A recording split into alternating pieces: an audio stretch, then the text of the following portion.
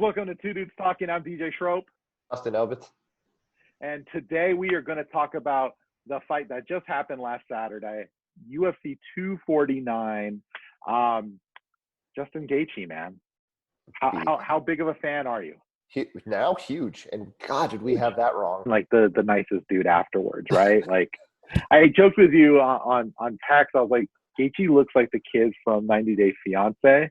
And then I tweeted that. I'm like, and then you look at a side by side. Dude, those guys are like twins. Those guys are total twins. Long lost brothers. Who knew? Yeah.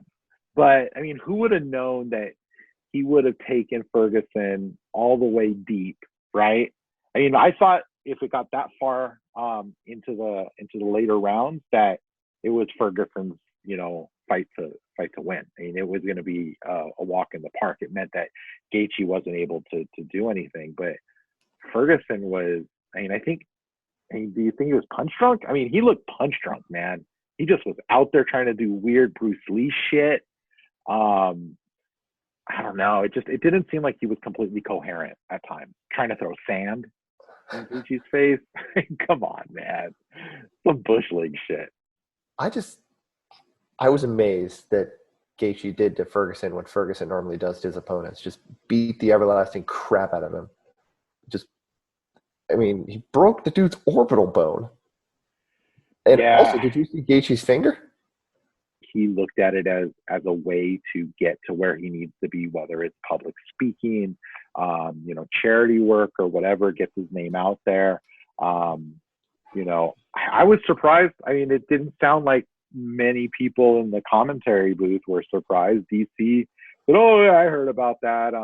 Rogan said that there were talks amongst his camp for a little while, but for someone to leave at arguably, I don't even say he's at the pinnacle of his career. He is just getting started on the peak, right? Like he's here and he's just plateauing in a positive way, and then decides, I'm done later. Yeah. I mean, could it be a negotiation tactic?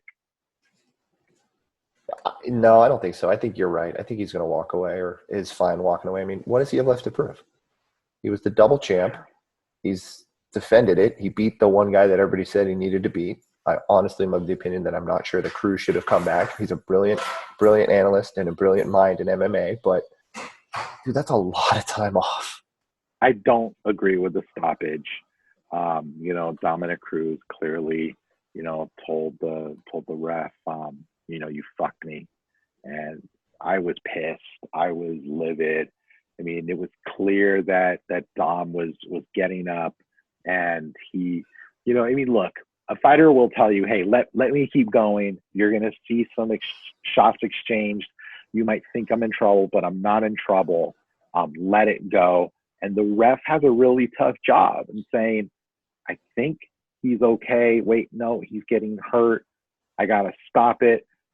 But I think that he could have let it go another 20 seconds and not risk injury of Dom. And I think it was clear that the ref was pissed off after Dom pulled his arm away before he raised the champ's hand, and he stormed out of the octagon like a little kid and stomped off mad. And, you don't normally see that happen either. And I think he should have been embarrassed. I think that, you continue to see bad reffing, aside from herbs and spices. There are not many good refs out there.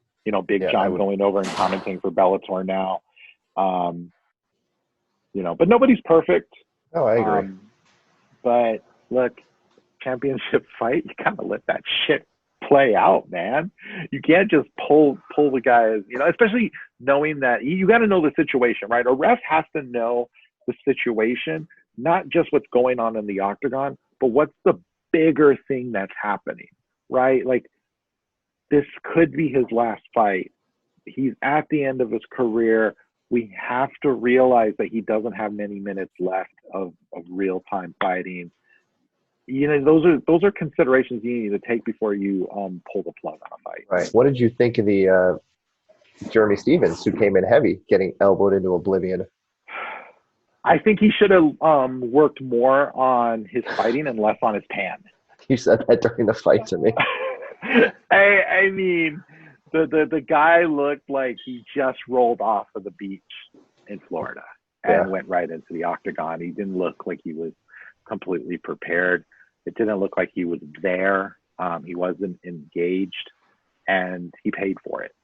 Yeah, I agree. And then my favorite thing of the night in terms of just there being no fans, which was weird, was Greg Hardy hearing DC and taking his advice and changing how he was fighting. I was fascinated by that.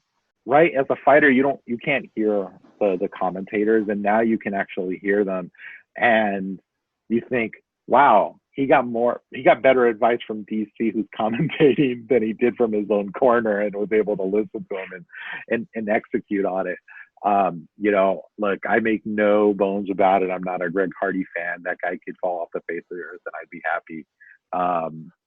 I think that he fought a shitty opponent.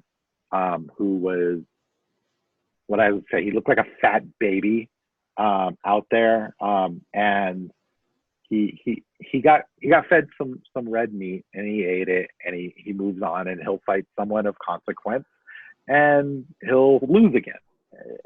I thought it was going to go in a different direction. I thought Hardy was going to press, and he was going to get caught with a hook, and he was going to go night. That was my bad. I called that wrong. But look, the matchmakers know how to put people in front of each other to exert one's skills and, expose others' weaknesses. And he was able to get the win like the matchmakers wanted. I had forgot how big of a dude Hardy is. I mean, when he stepped in the octagon, I was like, Jesus, you are a massive human being. It's apparent he doesn't really have any skill.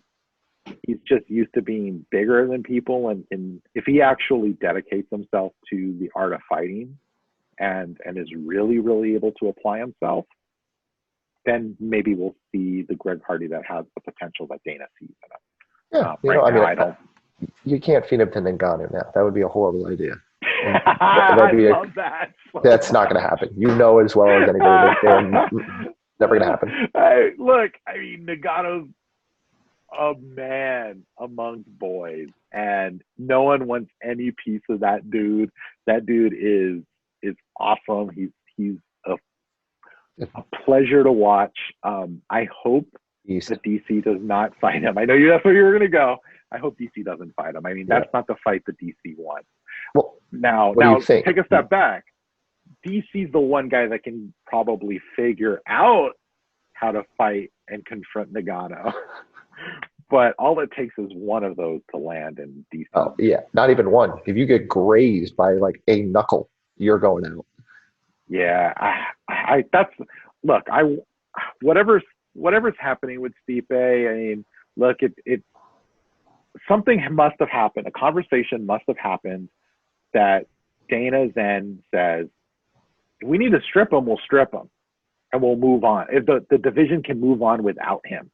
So something must have happened where Dana's playing that card now. Dana would not normally do that to want a fighter he likes, but to a champ, unless he really, really felt strongly that there was no chance of the fight happening.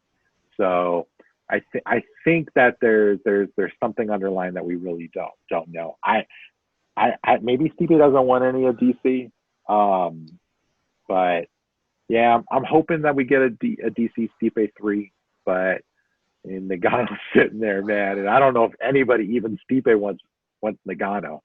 So, well, that's an interesting point, because I think that given the performance, Ngannou's next fight should be against whoever it is for the title, be it Stipe, or be it if they strip Stipe, be it DC or whoever it is, if DC stays out.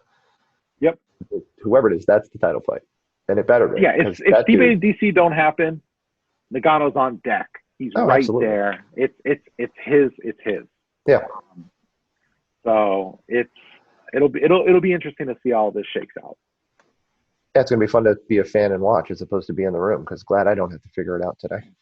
One last thing I want to talk about, while we wrap up Saturday, was the lack of fans. I didn't care. I liked it.